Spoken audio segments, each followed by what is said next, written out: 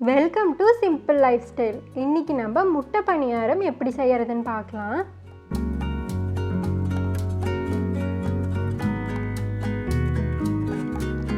இது செய்யறதுக்கு கடாயில் 1 ஸ்பூன் எண்ணெய் ஊற்றிக்கங்க. 1 ஸ்பூன் கடுகு சேர்த்திக்கலாம். கடுகு பொரிஞ்சதுக்கப்புறமா 1/2 ஸ்பூன் உளுந்து, 1/2 ஸ்பூன் கடலைப்பருப்பு இதை சேர்த்திட்டு இது நல்லா கலர் மாறுற வரைக்கும் வறுத்துக்குங்க.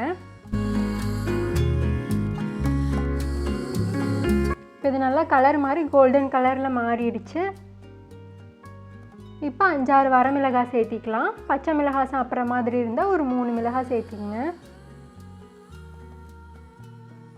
2 பெரிய வெங்காயத்தை பொடி பொடியாக கட் பண்ணி சேர்த்திக்கலாம். கொஞ்சமாக கறிவேப்பிலை இந்த மாதிரி கட் பண்ணி சேர்த்திக்குங்க. இப்போ இதெல்லாம் நல்லா வணங்கி வரட்டும்.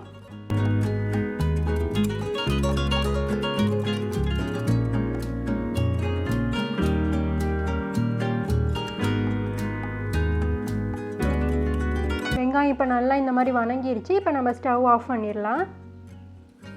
4 முட்டையை உடச்சி ஊற்றிக்கலாம்.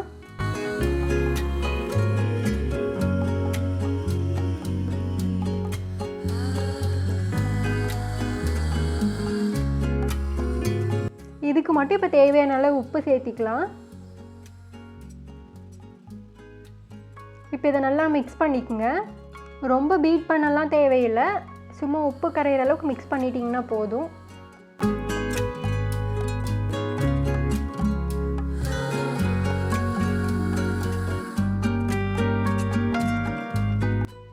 இப்போ நம்ம வணக்கி வச்சிருந்த வெங்காயம், மிளகாய், கறிவேப்பிலாம் உள்ளே சேர்த்திக்கலாம்.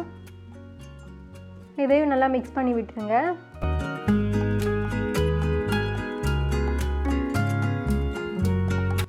இப்போ நம்ம இட்லி மாவு எடுத்துக்கலாம். அட்லீஸ்ட் ஒரு 2 நாளாவது புளிச்ச மாவாக இருக்கணும். அப்போ தான் டேஸ்ட் நல்லாயிருக்கும். இதில் ஒரு 9 கரண்டி மாவு எடுத்து சேர்த்திருக்கோம். உங்களுக்கு முட்டை டேஸ்ட் அதிகமாக இருக்கணும்னு நினச்சிங்கன்னா ஒரு 5 கரண்டி மாவு மட்டும் எடுத்து சேர்த்திக்குங்க. இப்போ இதை நல்லா மிக்ஸ் பண்ணிக்கலாம். புளிச்சிருந்தால் தான் நமக்கு டேஸ்ட் நல்லாயிருக்கும். 1/2 ஸ்பூன் மஞ்சத்தூள், 1 ஸ்பூன் மிளகாத்தூள் சேர்த்திக்கலாம். மிக்ஸ் பண்ணிடுங்க. அதை நல்லா இந்த கரண்டியில் 1 கரண்டி ரவா சேர்த்திக்கிறோம். ரவா சேர்த்துனா கொஞ்சம் நல்லா மாவு கெட்டியாக இருக்கும். நீங்கள் வேண்டாம் அப்படின்னா ஸ்கிப் பண்ணிடலாம். இதை நம்ம ஒரு 5 மினிட்ஸ் மட்டும் மூடி வச்சிடலாம். பணியாரக்கல் நல்லா காயிட்டும். காய்ஞ்சதுக்கப்புறம் இந்த மாதிரி ஒவ்வொரு ஸ்பூனாக எண்ணெய் ஊற்றிக்குங்க. அடுப்பை மீடியம் ஃப்ளேம்லேயே வச்சுருங்க. மெதுவாக வைக்க வேண்டாம், வேகமாக வைக்க வேண்டாம்.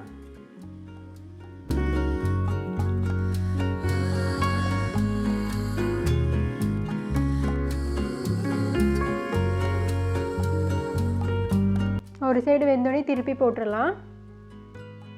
ரொம்ப வெந்துச்சுனாலும் அது நல்லா தீஞ்ச மாதிரி போயிடும். அதனால் கரெக்டான டைமில் திருப்பிடுங்க.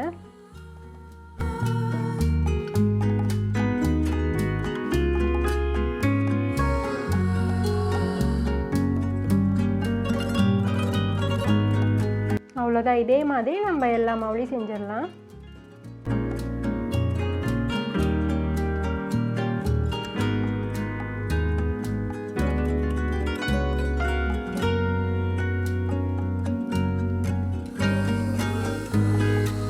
இப்போ நமக்கு சூப்பராக முட்டை பணியாரம் ரெடி ஆகிருச்சு. இந்த ரெசிபி பிடிச்சிருந்தா மறக்காமல் நம்ம சேனலை சப்ஸ்கிரைப் பண்ணிடுங்க.